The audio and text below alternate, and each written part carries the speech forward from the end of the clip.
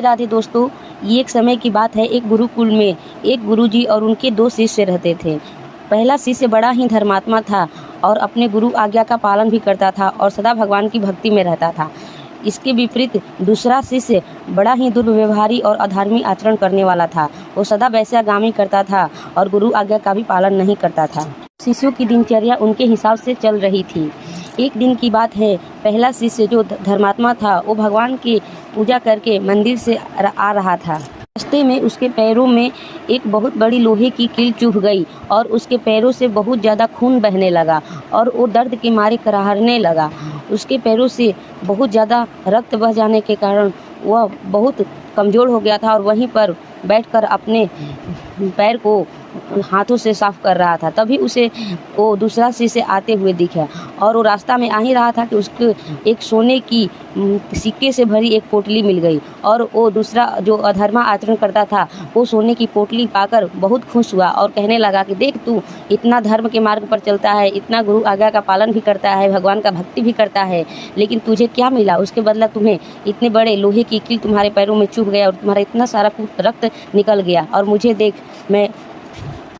मैं मुजरा देखकर आ रहा था, फिर भी मुझे सोने के सिक्के से भरी पोटली मिल गई। इसीलिए कहता हूँ दोस्त, मेरी बात माना कर। तब वो पहला शिष्य दुखी मन से वहाँ से जाकर गुरुजी के पास गुरुजी से एक सवाल किया, गुरुजी, आखिर मेरे साथ भगवान ने ऐसा क्यों किया?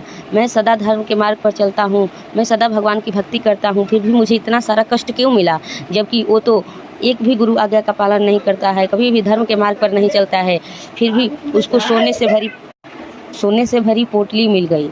तब गुरुजी ने उसको अपने पास बैठाया और समझाया, पुत्र, ऐसा कोई बात नहीं है, प्रभु अपने भक्तों के साथ कभी गलत नहीं करते हैं। आओ मेरे पास बैठो और मैं तुम्हें समझाता हूँ इसका वास्तविक कारण क्या है। गुरुजी ने बताया कि पूर्व जन्म में उसका कर्म बहुत अच्छा था, इसीलिए इस जन्म में वो कहीं का राजा बनने वाला था, लेकिन इस जन्म में उसने अपना कर्म बिगाड़ लिया, इसीलिए उसे कहीं का राजा न बनकर भगवान ने उसे एक सोने से भरी पोटली देकर ही उसका इतना बड़ा राजयोग इतने में ही पूर्ण कर दिए। और तुम्हारा पूर्व जन्म ऐसा था कि तुम्हारा पूर्व जन्म के अनुसार इस जन्म में तुम्हारा इसी दिन मृत्यु लिखा था, लेकिन तुम्हारे कर्म के अनुसार तुम्हारा भक्ति और भजन के देखकर भगवान तुम पर कृपा किए और तुम्हारे मृत्यु को एक लोहे के कील में परिवर्तित कर दिए। इतना बड़ा मृत्यु तुम्हारे एक कील के बराबर हो गया। इसीलिए भगवान के निर्णय पर कभी संदेह मत करना। भगवान अपने भक्तों के साथ कभी बुरा नहीं होने देते हैं। अब तुम कभी भी अब प्रभु पर संदेह मत करना और ना ही अपने धर्म पर संदेह करना कि हम धर्मात्मा हैं, फिर भी हमारे साथ बुरा हो रहा है, वो अधर्मा आचरण करता है, फिर भी उसके साथ अच्छा हो रहा है। भगवान एक जन्म का नहीं, पिछले जन्म के अनुसार देखकर भी उसे कर्म के अनुसार उसे फल मिलता है। इसीलिए अच्छे लोगों के साथ कभी कभी बुरा हो जाता है, लेकिन वो हमेशा के लिए नहीं होता है, बस कुछ पल के लिए होता है, सब ठीक हो जाता है बाद में। राधे राधे दोस्तों।